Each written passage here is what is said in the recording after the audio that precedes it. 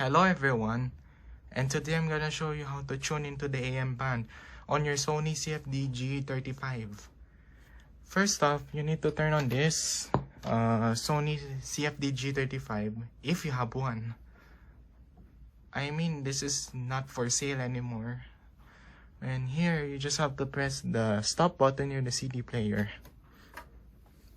Very simple, right?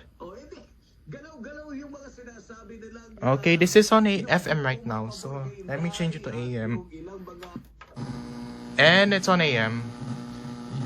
Because what I did here is press the preset button, or the preset button, just to tune into the AM band.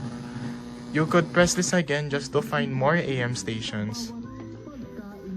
This one is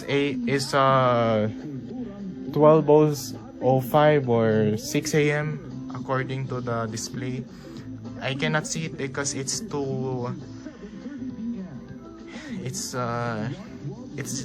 not that bright. I just can't see it.